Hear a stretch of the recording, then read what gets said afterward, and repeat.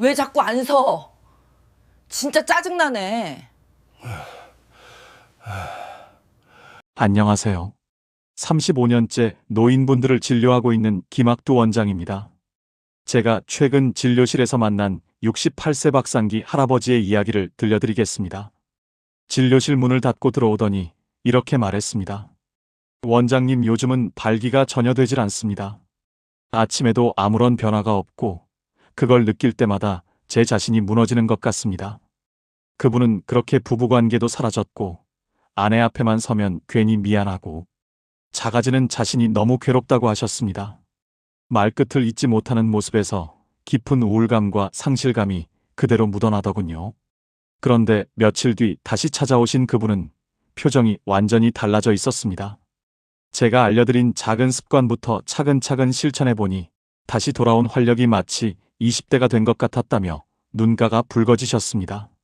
저는 그 순간 많은 어르신들이 경험하는 발기력 저하가 단순한 나이 탓이 아니라 혈관신경 호르몬의 변화가 보내는 중요한 신호라는 사실을 다시 한번 절감했습니다. 특히 발기력의 변화는 온몸의 순환 상태를 확인할 수 있는 첫 지표이기 때문에 절대 가볍게 넘길 문제가 아닙니다. 오늘 영상에서는 약이나 시술 없이도 몸이 스스로 변화할 수 있도록 돕는 핵심 원리를, 특히 어떤 견과류가 폭발적인 발기력에 도움을 줄 수 있는지 알려드리겠습니다.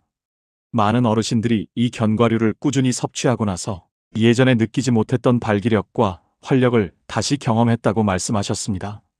특히 이 견과류에 들어있는 어떤 성분이 발기력과 남성 활력의 어떤 긍정적 신호로 이어질 수 있는지 설명드릴 겁니다. 나이가 들었다고 해서 회복이 불가능한 것이 아닙니다.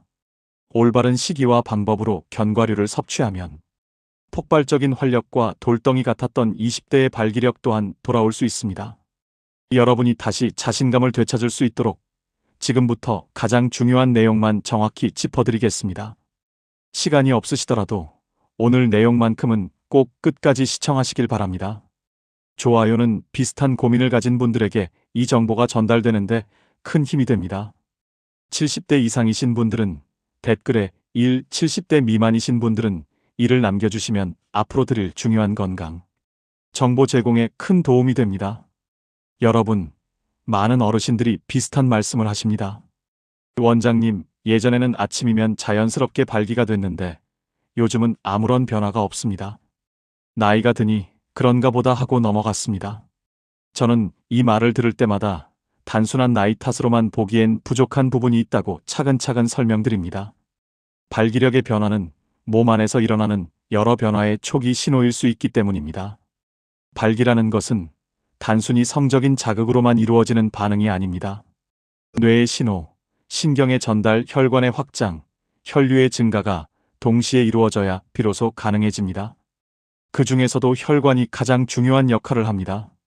음경 주변 혈관은 우리 몸에서 가장 가늘고 민감한 혈관 중 하나라 조금만 혈관의 탄력이 떨어지거나 혈류가 원활하지 않아도 가장 먼저 변화가 나타납니다. 그래서 아침 발기의 소실은 몸의 순환과 혈관 상태를 보여주는 초창기 신호가 될 수 있습니다. 특히 고혈압, 당뇨, 고지혈증 같은 질환을 가진 분들은 혈관 벽이 쉽게 손상되고 탄력이 줄어들기 때문에 더 빨리 이러한 변화를 느끼십니다. 진료실에서도 늘 같은 패턴이 반복됩니다. 가슴이 답답하거나 어지러움 같은 증상보다 먼저 발기력이 떨어지거나 아침 발기가 사라졌다는 이야기를 듣습니다. 이 변화가 단지 남성 기능이 약해졌다는 뜻이 아니라 혈관이 예전처럼 잘 열리지 않고 있다는 몸의 신호일 가능성이 있어 초기에 이해하는 것이 중요합니다. 또 한 가지, 발기력 저하는 신체 문제뿐 아니라 정신적인 부담도 함께 가져옵니다. 자신감이 떨어지고 부부관계가 줄고 아내 앞에 서면 괜히 미안하고 작아지는 느낌이 든다고 말씀하시는 분들이 많습니다. 마음이 위축되면 생활 전반의 활력도 함께 떨어지기 때문에 이 문제를 대수롭지 않게 넘기면 오히려 더 큰 부담을 안게 됩니다. 물론 발기력 저하가 있다고 해서 반드시 심장이나 뇌혈관에 큰 문제가 있다는 뜻은 아닙니다. 하지만 한 가지 분명한 점은 있습니다. 음경혈관에서 나타나는 변화가 종종 몸의 다른 혈관에서 일어나고 있는 변화를 먼저 보여주는 경우가 많다는 것입니다. 그래서 이 신호를 가볍게 넘기지 말고 지금부터라도 생활 습관과 혈관 건강을 꼼꼼히 돌보는 것이 큰 변화를 만드는 출발점이 됩니다. 초기 신호만 잘 잡아도 혈관 기능은 충분히 좋아질 가능성이 있습니다. 혈류가 다시 원활해지고 몸의 반응성이 회복되는 경우를 저는 진료실에서 수없이 보아왔습니다. 이 다음 순서에서는 발기력이 왜 혈관 건강과 직결되는지, 몸속에서 어떤 원리가 작용하는지 좀 더 쉽게 풀어서 설명드리겠습니다. 이 부분이 앞으로 말씀드릴 견과류 활용법과 하루 루틴을 이해하는데 매우 중요한 토대가 되므로 꼭 집중해 주시기 바랍니다. 여러분, 발기라는 것은 단순한 성적 반응이 아닙니다. 저는 늘 환자분들께 이렇게 설명드립니다. 발기는 뇌, 신경, 혈관, 호르몬이 동시에 움직여야 만들어지는 아주 복잡한 생리 현상입니다. 이 과정 중 어느 한 단계라도 흐트러지면 바로 반응이 약해질 수밖에 없습니다. 그래서 발기력은 남성 건강 전반을 비춰주는 창문과도 같습니다. 조금 더 쉽게 풀어보겠습니다. 어떤 자극을 받으면 먼저 뇌에서 신호가 내려가고 이 신호가 신경을 타고 혈관으로 전달됩니다. 그러면 혈관이 부드럽게 열리면서 피가 빠르게 몰려듭니다. 피가 충분히 모이면 단단하게 유지가 되는 것이죠. 그런데 나이가 들면 혈관의 안쪽이 점점 두꺼워지고 탄력을 잃게 됩니다. 특히 고혈압이나 당뇨가 있는 분들은 혈관 내부가 더 빨리 손상되기 때문에 이런 변화가 더 빠르게 나타납니다. 문제는 이 혈관 변화가 심장이나 뇌에서도 똑같이 일어나고 있다는 점입니다. 다만 그곳은 혈관이 크고 신호가 늦게 나타나기 때문에 음경처럼 먼저 변화를 느끼기 어렵습니다.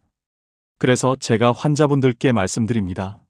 아침 발기가 약해졌다는 건 몸속 혈관 전체를 들여다볼 수 있는 중요한 단서가 될 수 있습니다. 실제로 심장이나 뇌혈관 질환이 발견되기 전에 먼저 발기력 변화로 병원에 오시는 분들이 적지 않습니다. 또 하나 중요한 부분이 있습니다. 스트레스와 수면 부족도 발기에 큰 영향을 줍니다. 스트레스 호르몬이 높아지면 혈관이 수축하고 신경 전달이 둔해지면서 자극에 대한 반응이 떨어집니다. 잠을 제대로 못 자면 남성 호르몬인 테스토스테론이 감소하고 이 역시 발기 유지에 어려움을 줍니다. 즉, 혈관만의 문제가 아니라 몸 전체 리듬이 흔들릴 때도 발기력이 약해질 수 있다는 뜻입니다. 운동 부족도 빼놓을 수 없습니다. 근육이 줄고 혈류가 떨어지면 하체로 내려가는 혈액량이 감소하게 됩니다. 하체는 심장에서 가장 멀리 있는 부위이기 때문에 순환이 떨어지기 쉽습니다. 이런 이유로 걷기나 가벼운 근력 운동이 발기력 회복에 실제로 도움이 되는 것입니다. 피가 흐르기 시작하면 몸의 반응도 다시 살아날 수 있습니다. 정리해보면 많은 분들이 발기를 남성 기능의 문제라고만 생각하시지만 실제로는 전신 혈관 건강, 호르몬 균형, 신경 전달, 생활 습관 전부가 연결되어 있는 문제입니다. 그래서 특정 부분만 개선한다고 해결되지 않고 몸 전체의 흐름을 잡아야 변화가 나타납니다. 제가 오늘 견과류와 생활 루틴을 말씀드리는 이유도 바로 여기에 있습니다. 우리 몸이 스스로 피를 잘 흐르게 만들 수 있는 환경을 만들어줘야 하니까요. 다음은 여러분이 가장 궁금해하시는 내용입니다. 그렇다면 어떤 견과류가 실제로 혈관을 돕고 어떻게 활용해야 안전하면서도 실질적인 도움을 받을 수 있는지 차근차근 설명드리겠습니다. 자, 이제 많은 분들이 가장 궁금해하시는 부분입니다. 과연 어떤 견과류가 혈관과 발기력에 도움을 줄 수 있느냐, 그리고 어떻게 먹어야 안전하고 효과적으로 활용할 수 있느냐 하는 점입니다. 저는 진료실에서 늘 이렇게 설명드립니다. 견과류라고 해서 모두 같은 역할을 하는 것이 아니고 또 많이 먹는다고 좋은 것도 아닙니다. 제대로 알고 드셔야 몸이 반응을 보이기 시작합니다. 견과류에는 공통적으로 좋은 지방, 항산화 성분, 그리고 아르기닌이라는 아미노산이 들어 있습니다. 이 아르기닌은 우리 몸에서 산화질소라는 물질을 만드는 데 사용되는데 이 산화질소가 혈관을 부드럽게 열어주는 중요한 역할을 합니다. 혈관이 자연스럽게 확장되면 피가 더 원활하게 흐를 수 있고 이는 곧 발기 유지에도 긍정적인 환경을 만들어줍니다. 저는 이 작용을 많은 환자분들의 변화를 통해 직접 확인해 왔습니다.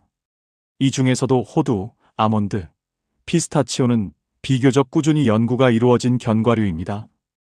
호두에는 오메가3 지방산이 풍부해 혈관벽을 안정시키는데 도움이 되고, 아몬드는 비타민 E가 많아 항산화 작용을 통해 혈관 내부의 미세한 손상을 줄이는데 도움을 줄 수 있습니다. 피스타치오는 아르기닌 함량이 높아 순환 개선에 유리한 구조를 지니고 있습니다. 다만 견과류가 약을 대신하는 것은 아니고 어디까지나 식습관 안에서 혈관을 관리하는 하나의 방법이라는 점을 꼭 기억하셔야 합니다. 또 한 가지 중요한 부분이 있습니다. 많은 분들이 효과를 빨리 보고 싶어 견과류를 한꺼번에 많이 드시는데 이것은 오히려 좋지 않습니다. 견과류는 건강한 지방이 많지만 칼로리도 높기 때문에 과다 섭취하면 체중 증가나 소화 불편을 유발할 수 있습니다. 특히 지방 대사에 문제가 있는 분들, 예를 들어 지방간이나 고지혈증이 있는 분들은 섭취량을 더 세심하게 조절할 필요가 있습니다. 알레르기가 있는 분들은 당연히 피해야 하고요. 그렇다면 어떻게 먹는 것이 좋을까요? 많은 환자분들이 실제로 도움을 느꼈던 방식은 아주 단순합니다. 하루 한 줌, 보통 2030지 정도를 식사 중간에 간식처럼 드시는 겁니다. 가능하다면 생견과류나 최소한의 가공만 거친 제품을 선택하는 것이 좋습니다. 볶거나 소금이 많이 들어가면 오히려 혈관에 부담이 될 수 있기 때문입니다. 혈관을 위해 견과류를 드시는 거라면 간단할수록 좋습니다. 이렇게 천천히 습관을 들여 견과류를 식단에 넣어두면 혈류가 조금씩 안정되고 몸의 반응성이 회복되는 변화를 경험할 가능성이 있습니다. 실제로 많은 어르신들이 몇 주 정도 지나면서 전보다 몸이 따뜻하고 피가 도는 느낌이 난다고 말씀하십니다. 이런 작은 변화가 쌓이면 부부관계에서도 자연스러운 자신감이 조금씩 되살아나는 경우를 자주 봅니다. 이제 다음으로 넘어가 보겠습니다. 견과류만으로는 부족합니다. 하루 전체의 리듬이 혈관과 발기력에 어떤 영향을 주는지, 그리고 아침부터 저녁까지 어떤 루틴을 실천하면 더 큰 도움을 받을 수 있는지 이어서 자세히 설명드리겠습니다. 이제 견과류의 도움을 이해하셨다면 다음으로 중요한 부분은 하루 전체의 흐름을 어떻게 만들 것이냐입니다. 많은 분들이 음식을 하나 바꾸면 바로 효과가 나타날 것이라고 기대하시지만 사실 혈관은 하루의 리듬 속에서 서서히 반응을 회복합니다. 그래서 저는 진료실에서 항상 아침, 낮, 저녁을 각각 다른 목적을 가진 관리 시간으로 나누어 설명합니다. 먼저 아침입니다. 아침은 밤새 쉬었던 혈관이 다시 일을 시작하는 시기입니다. 이때 몸을 갑자기 크게 움직이기보다는 가볍게 깨워주는 방식이 중요합니다. 저는 어르신들께 아침에 일어나자마자 따뜻한 물 한 잔을 천천히 마시라고 말씀드립니다. 따뜻한 물은 위장을 자극하지 않으면서 순환을 부드럽게 시작하도록 돕습니다. 이후 10분 정도 가벼운 스트레칭이나 천천히 걷는 동작을 해주시면 하체 혈류가 안정적으로 올라옵니다. 발기력은 결국 혈류의 문제이기 때문에 아침에 이 작은 움직임이 하루 전체에 큰 기반을 만들어줍니다. 낮 시간대는 혈관을 가장 활발하게 사용할 수 있는 시간입니다. 이때는 꾸준한 움직임이 필요합니다. 많은 어르신들이 운동을 한 번에 오래 하려고 하는데 무리하는 것보다는 짧고 규칙적인 움직임이 훨씬 효과가 좋습니다. 제가 진료실에서 가장 많이 추천하는 방법이 바로 하체 중심의 걷기입니다. 걷기는 특별한 도구도 필요 없고 하체 혈류를 자연스럽게 올리는데 가장 적합한 운동입니다. 속도를 약간 빠르게 하고 팔을 리듬 있게 흔들어주면 혈관의 탄력이 자극되면서 산소 공급이 좋아지고 이는 장기적으로 순환 개선에 큰 도움이 됩니다. 저녁은 몸을 진정시키고 회복 모드로 돌리는 시간입니다. 혈관의 탄력은 긴장 상태에서는 오히려 떨어지기 때문에 저녁에는 이완이 무엇보다 중요합니다. 이때 활용할 수 있는 것이 느린 호흡입니다. 코로 천천히 들이마시고 입으로 길게 내쉬는 호흡을 5분 정도 반복하면 자율신경의 균형이 안정되면서 혈관도 자연스럽게 이완됩니다. 많은 환자분들이 저녁에 이 호흡만 꾸준히 해도 잠이 깊어지고 다음날 아침에 몸이 가벼워졌다고 말씀하십니다. 수면의 질은 남성 호르몬과 혈관 기능에도 직접적인 영향을 미치기 때문에 저녁 루틴은 절대 빼놓을 수 없는 부분입니다. 이처럼 아침에는 순환의 시동을 걸고 낮에는 활동으로 혈류를 유지하고 저녁에는 회복을 통해 다음 날을 준비하면 혈관이 부담 없이 안정적인 리듬을 갖게 됩니다. 이런 작은 루틴들이 쌓이면 발기력 회복에도 긍정적인 변화를 경험할 가능성이 높아집니다. 견과류 섭취 역시 이런 하루 흐름 안에서 이루어져야 효과를 기대할 수 있습니다. 이제 다음으로 약이나 보조제를 선택할 때 무엇을 조심해야 하는지, 그리고 잘못된 방법이 어떤 문제를 일으킬 수 있는지 차근차근 설명드리겠습니다. 여러분, 발기력이 떨어지면 많은 분들이 가장 먼저 떠올리는 것이 약입니다. 효과가 빠르다는 장점 때문에 기대를 갖고 찾는 경우가 많죠. 하지만 저는 진료실에서 늘 조심스럽게 설명드립니다.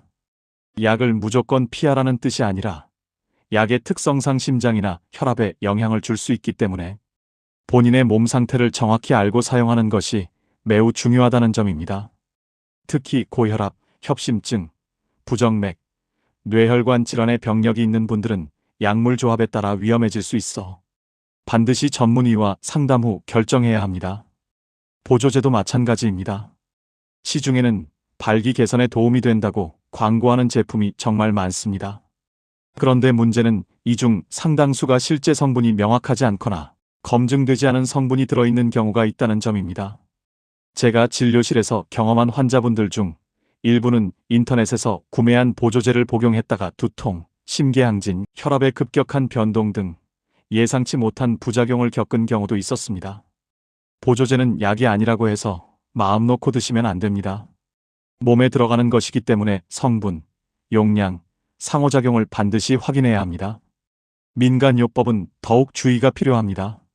익히 알려진 식품이나 방법들이 많지만 실제로 의학적인 근거가 없는 경우가 대부분입니다.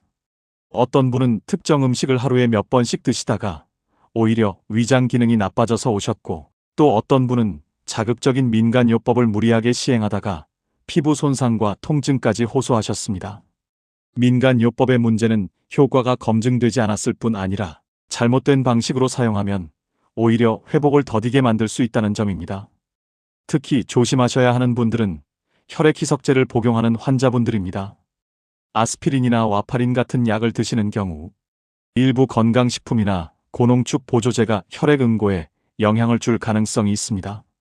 이런 상황에서 특정 보조제를 무심코 복용하면 멍이 쉽게 들거나 출혈 위험이 커질 수 있습니다. 또한 고지혈증, 지방간이 있는 분들은 기름진 보조제나 고지방, 식품을 과하게 섭취하면 간 수치가 상승할 수도 있습니다. 이 모든 이유로 저는 환자분들께 항상 이렇게 말씀드립니다. 새로운 약이나 보조제를 시작하기 전에 반드시 본인의 질환, 복용 중인 약, 생활 습관을 먼저 확인해야 합니다. 그래야 안전하게 도움을 받을 수 있습니다. 발기력 회복은 단순히 한 가지 방법으로 해결되는 문제가 아니라 몸 전체의 균형이 맞아야 가능한 과정이기 때문입니다. 이제 마지막으로 나이와 상관없이 다시 자신감을 되찾기 위해 어떤 마음가짐과 생활 습관이 도움이 되는지 차분히 안내해드리겠습니다. 여러분, 발기력 저하로 힘들어하시는 분들을 진료실에서 만나보면 대부분 신체적인 문제보다 마음의 상처가 더 깊은 경우가 많습니다.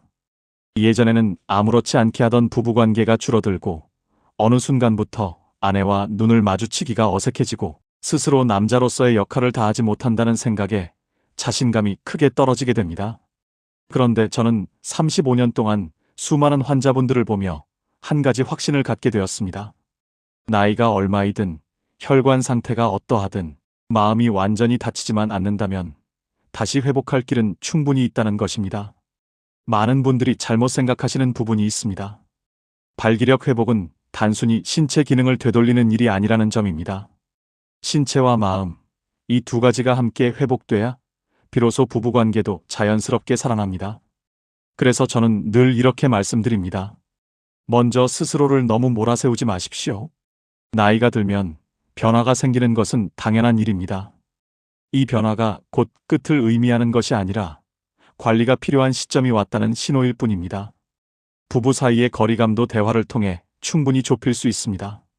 실제로 많은 환자분들이 용기를 내어 배우자와 마음을 나누기 시작하면서 긴장이 줄고 관계가 훨씬 편안해졌다고 이야기합니다.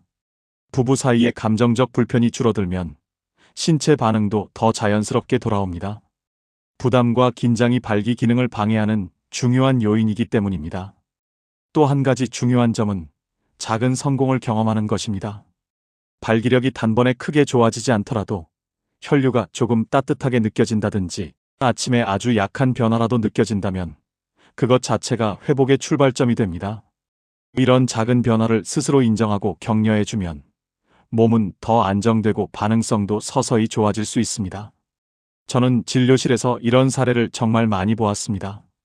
아주 작은 변화 하나가 자신감을 끌어올리고 그 자신감이 다시 신체 반응에 긍정적인 영향을 주는 선순환이 만들어집니다. 마지막으로 강조드리고 싶은 부분은 꾸준함입니다. 혈관 건강은 단기간에 바뀌지 않습니다. 하지만 꾸준히 루틴을 실천한 분들은 대부분 몇 주, 몇 달 후 확실한 변화를 경험하셨습니다. 걷기, 호흡, 견과류 섭취, 수면 관리. 이 네 가지가 일정한 리듬을 갖추기 시작하면 몸은 예전보다 훨씬 안정적으로 반응을 보입니다. 그때 느껴지는 변화가 바로 다시 자신감을 되찾는 순간입니다. 여러분, 발기력 회복은 나이와 상관이 없습니다. 회복의 속도는 사람마다 다를 수 있지만 변화의 가능성은 누구에게나 열려 있습니다. 지금부터라도 천천히 시작하시면 됩니다. 몸과 마음이 함께 달라지는 과정을 겪다 보면 예전의 자신감과 부부관계의 따뜻함이 다시 돌아오는 순간이 반드시 찾아옵니다. 여러분, 오늘 제가 드린 이야기들을 차근차근 들어보셨다면 한 가지 사실을 분명히 느끼셨을 겁니다. 발기력은 결코 어느 날 갑자기 사라지는 기능이 아니라는 점입니다.